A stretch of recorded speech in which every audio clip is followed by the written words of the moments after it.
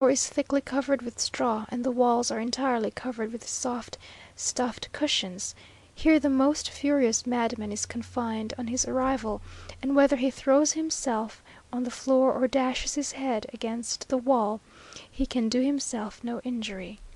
In a few days the silence and the darkness soothe his fury. He grows calmer, and will eat the food that is thrust through the aperture in the wall.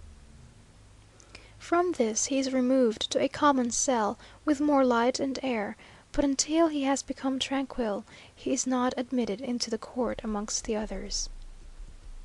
From this horrible, though I suppose necessary den of suffering, we went to the apartments of the administrador, which have a fine view of the city and the volcanoes, and saw a Virgin, beautifully carved in wood, and dressed in white satin robes, embroidered with small diamonds.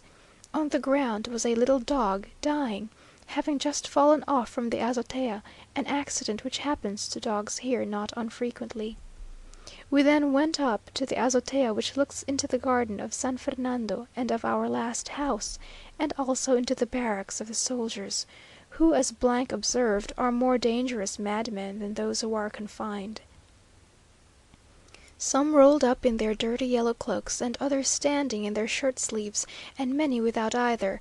They were as dirty looking a set of military heroes as one would wish to see. When we came downstairs again, and had gone through the court, and were passing the last cell, each of which is only lighted by an aperture in the thick stone wall, a pair of great black eyes glaring through upon a level with mine, startled me infinitely. The eyes, however, glared upon vacancy. The face was thin and sallow, the beard long and matted, and the cheeks sunken. What long years of suffering appeared to have passed over that furrowed brow! I wish I had not seen it. We afterwards went to the College of Bizcainos, that K might see it, my third and last visit. What a palace! What courts and fountains! We went over the whole building as before, from the azotea downwards, and from the porter's lodge upwards. Many of the scholars who went out during the Revolution have not yet returned. K was in admiration at the galleries, which look like long vaulted streets, and at the chapel, which is certainly remarkably rich. Having stopped in the carriage on the way home at a shoemaker's, we saw Santa Anna's leg lying on the counter, and observed it with due respect, as the prop of a hero. With this leg, which is fitted with a very handsome boot, he reviews his troops next Sunday, putting his best foot foremost, for generally he merely wears an unadorned wooden leg. The shoemaker, a Spaniard whom I can recommend to all customers as the most impertinent individual I ever encountered, was arguing in a blustering manner with a gentleman who had brought a message from the general desiring some alteration in the boot, and wound up by muttering as the messenger left the shop, "He shall either wear it as it is or review the troops next Sunday without his leg." [Footnote 1: Boston, November, 1842. Apropos des bottes, I copy the following paragraph from an Havana newspaper: Mexico, 28th September. Yesterday was buried with pomp and solemnity in the cemetery of Saint Paul the foot which His Excellency President Santa Anna lost in the action of the 5th December, 1838. It was deposited in a monument erected for that purpose, Don Ignacio Sierra Iroso having pronounced a funeral discourse appropriate to the subject. End of footnote. We have ordered mangas to wear in our intended journey, which is now nearly decided on, nothing tolerable to be had under $70 or $80.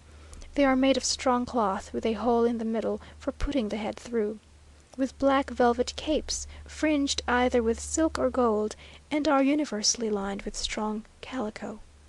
They are warm and convenient for riding in the country. I have seen some richly embroidered which cost $500.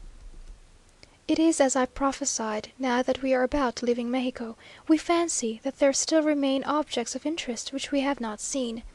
We have paid a visit, probably a late visit, to Our Lady of Guadalupe, and certainly never examined her cathedral with so much attention, or lingered so long before each painting and shrine, or listened with so much interest to the particulars of its erection, which were given us by Señor , whose authority in these matters is unimpeachable.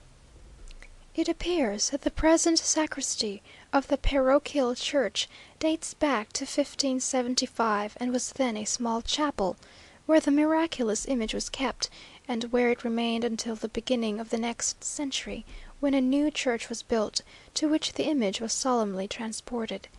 Even when enclosed in the first small sanctuary, its fame must have been great, for by orders of the archbishop, 6 dowries of $300 each, to be given to 6 orphans on their marriage, were annually drawn from the alms offered at her shrine.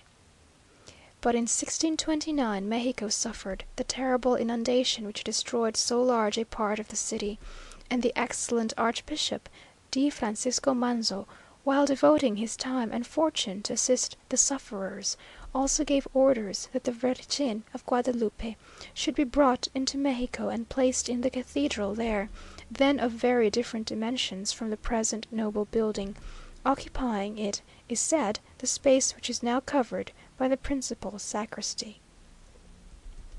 When the waters retired and the Virgin was restored to her own sanctuary, her fame increased to a prodigious extent. Copies of the divine image were so multiplied that there is probably not an Indian hut throughout the whole country where one does not exist. Oblations and alms increased 1,000-fold. A silver throne weighing upwards of 350 marks, and beautifully wrought, chiefly at the expense of the viceroy, Count of Salvatierra, was presented to her sanctuary, together with a glass case for the image, considered at that time a wonder of art. At the end of the century a new temple, the present sanctuary, was begun. The second church was thrown down, but not until a provisional building, the actual parish church, was erected to receive the image. The new temple was concluded in 1709, and is said to have cost from $600,000 to $800,000, collected from alms alone, which were solicited in person by the viceregal archbishop D. Juan de Ortega y Montanes.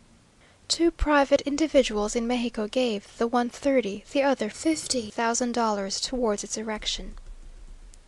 The interior is of the Doric order, and has 3 aisles, divided by 8 pillars, upon which with the walls are placed 18 arches, the centre one forming the dome of the edifice. It runs from north to south, has 3 great gates, one fronting Mexico, and 2 others at the sides. Its length may be 250 feet, and its width about 130. In the 4 external angles of the church are 4 lofty towers, in the midst of which rises the dome. 3 altars were at first erected, and in the middle one, destined for the image, was a sumptuous tabernacle of silver gilt, in which were more than 3,200 marks of silver, and which cost nearly $80,000. In the centre of this was a piece of gold weighing 4,050 castellanos, an old Spanish coin, the 50th part of a mark of gold. And here the image was placed, the linen on which it is painted guarded by a silver plate of great value. The rest of the temple had riches corresponding. The candlesticks, vases, railing, etc., contain nearly 14,000 marks of silver, without counting the numerous holy vessels, cups, and chalices adorned with jewels. One golden lamp weighed upwards of 2,200 castellanos, another 750 silver marks. In 1802 some part of the walls and arches began to give way, and it was necessary to repair them. But first, under the direction of the celebrated sculptor Tolsa, a new altar was erected for the image. His first care was to collect the most beautiful marbles of the country for this purpose. The black he brought from Puebla, and the white, gray, and rose-colored from the quarries of San José Visaron.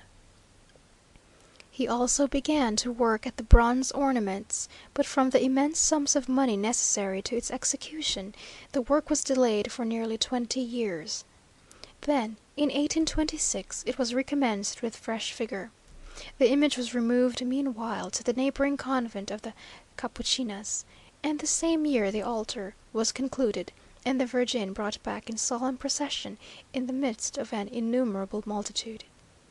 This great altar, which cost from $300,000 to $400,000, is a concave hexagonal, in the midst of which rise two white marble pillars, and on each side two columns of rose coloured marble, of the composite order, which support the